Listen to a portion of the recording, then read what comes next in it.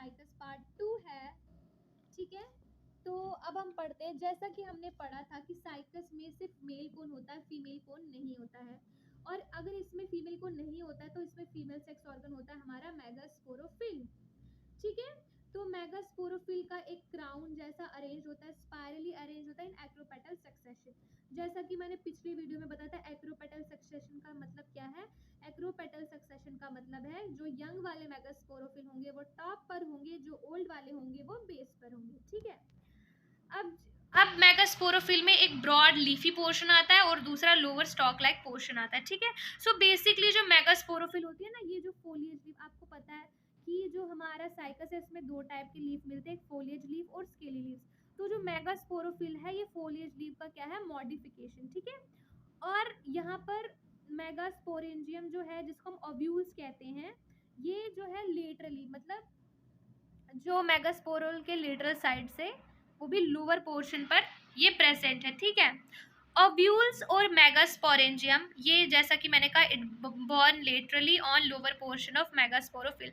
अब जो ये मेगास्पोरेंजियम है, ये जो ओव्यूल है ये कैसे टाइप का होता है, ऑर्थ्रोट्रोपस। ऑर्थ्रोट्रोपस क्या मतलब आपको पता है ना, पहले माइक्रोपाइल एंड आता है, उसके बाद न्यूसेलस आता है, फिर चलासेल। मतलब अगर जब ये तीनों एक ही लाइन में आए ना तो इसको हम कहेंगे ऑर्थ्रोट्रोपस। ठीक है, यूनिट गैमिक होता है कि इसमें सिंगल इंटीग्यूमेंट प्रेजेंट होता है, और ये जो ओव्यूल होता है इसका शेप कैसा होता है, ओवल शेप का होता है। ठीक है, इंटीग्यूमेंट में भी 3 लेयर आती है, outer fleshy layer, middle stony layer, inner fleshy layer. ठीक है, आउटर लेयर जो है ये किससे निकलती है, इसको हम बोलते हैं सार्कोटेस्टा। क्या बोलते हैं, सार्कोटेस्टा, SARCOTESTA।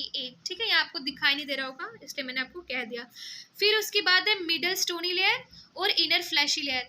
मिडल स्टोनी लेयर को कहते हैं हम स्क्लेरोटेस्टा। क्या कहते हैं, स्क्लेरोटेस्टा। ये भी मैं आगे आपको लिखवाऊंगी। और इस ये जो इनर फ्लैशी लेयर भी सेम, जैसे जिससे आउटर जो है ना, इसको भी हम क्या कहते हैं, सार्कोटेस्टा। इसको भी सार्कोटेस्टा, इसको भी सार्कोटेस्टा, बट इसको हम कहते हैं स्क्लेरोटेस्टा। ठीक है, अब इंटीग्यूमेंट के बाद हमारा न्यूसेलस आता है। न्यूसेलस बेसिकली एक न्यूट्रिटिव टिश्यू होता है जो फ्यूचर एम्ब्रियो को न्यूट्रिशन प्रोवाइड करता है। ठीक है, सो जो न्यूसेलस है ये हमारा पोलन चैम्बर बनाता है माइक्रोपाइल के नीचे। ये पोलन चैम्बर बेसिकली एक हॉलो कैविटी होती है जो कि फ्लास्क शेप की होती है, और न्यूसेलस के अंदर ही एक सिंगल लार्ज फंक्शनल मेगास्पोर होता है जो आगे चलकर बनाता है एंडोस्पर्म। यानी यही जो है ना, ये लार्ज फंक्शनल मेगास्पोर, ये फर्स्ट सेल होता है किसका, फीमेल गैमेटोफाइट। ठीक है, फीमेल गैमेटोफाइट ही होता है एंडोस्पर्म। ठीक है, तो ये हम देखेंगे ये कैसा बना। ये बना नहीं है, ये बता रहे हैं कि ओव्यूल से क्या क्या बनता है।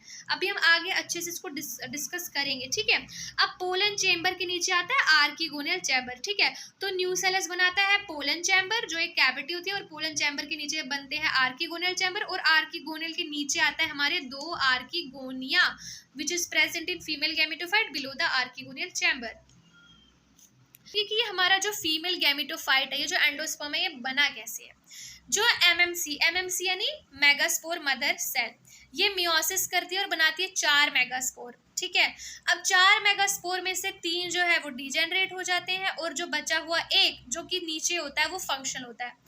अब क्या है, अब इसी फंक्शनल मेगास्पोर के इर्द गिर्द जो है न्यूसेलस बनाता है एक न्यूट्रिटिव स्पॉन्जी टिश्यू। अब क्या है, फंक्शनल मेगास्पोर जो है साइज में, अब देखो क्योंकि इसको न्यूट्रिशन तो मिल रहा है न्यूसेलस से, अब ये साइज में बड़ा होगा, खा पी के बड़ा हो रहा है। अब जब ये बड़ा हो रहा है, अब इसमें माइटोटिक डिवीजन होगी 2 तरीके से होगी। पहले क्या होगा, ये फ्री न्यूक्लियर डिवीजन होगी, मतलब ठीक है, तो मतलब इसमें पहले क्या होगी, माइटोटिक डिवीजन। ठीक है, मतलब फंक्शनल मेगास्पोर के इर्द गिर्द जो था न्यूसेलस, उससे इसको न्यूट्रिशन मिला, इसने खाया पिया, ये बड़ा हो गया। अब बड़ा होकर इसमें क्या होगा, डिवीजन होगा। ठीक है, तो इसमें सबसे पहले क्या होगा, पहले इसमें फ्री न्यूक्लियर गैमेटोफाइट बनाएगा, फिर सेल्यूलर गैमेटोफाइट। मतलब पहले इसमें न्यूक्लियस का नंबर इंक्रीज होगा, फिर जब वॉल्स बनेंगी ना तो ये सेल्यूलर बन जाएगा। ठीक है, अगर आपको समझ नहीं आया मैं अभी आपको दिखा देती हूँ कैसे। तो देखो, जैसे कि समझ लो ये हमारा मेगास्पोर है। ठीक है, ये हमारा मेगास्पोर है, इसमें ये न्यूक्लियस है। सबसे पहले होगा न्यूक्लियर डिवीजन, मतलब ये है ना, ये इसका नंबर इंक्रीज होगा। देखो ये ना, इसका नंबर ऐसे इंक्रीज होगा, ऐसे, ये देखो बहुत सारे न्यूक्लियस बनने लगे। ठीक है, इसलिए इसको बोलते हैं फ्री न्यूक्लियर डिवीजन। ठीक है, पहले न्यूक्लियर, अब क्या होगा, अब इसके बाद ये सेल्यूलर गैमेटोफाइट, मतलब अब क्या होगा, इसमें वॉल बनने लगेंगी। ठीक है, वॉल बनने लगेंगी, वॉल बनने लगेंगी, वॉल बनने लगेंगी। ठीक है, वॉल बनने लगेंगी। ठीक है, तो अब देखो पहले सिर्फ न्यूक्लियर डिवीजन था, फिर जब वॉल बनी तो क्या बन गया, अब ये सेल बन गया ना, अब ये क्या बन गया, सेल बन गया, वॉल की वजह से ये सेल बन गया। ठीक है, तो इसीलिए पहले इसमें फ्री न्यूक्लियर डिवीजन होगा। फ्री न्यूक्लियर डिवीजन का मतलब क्या कि न्यूक्लियस का नंबर इंक्रीज होगा, फिर जब वॉल फॉर्मेशन होगी तो ये सेलुलर गैमेटोफाइट बन जाएगा। अब आपको कोई कंफ्यूजन तो नहीं, अगर होगी भी तो कमेंट सेक्शन में लिख देना, मैं बता दूंगी।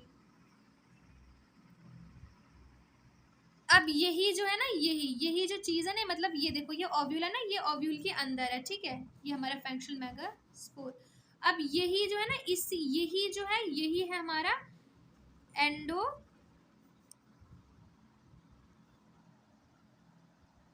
ये क्या हो गया भाई इसको,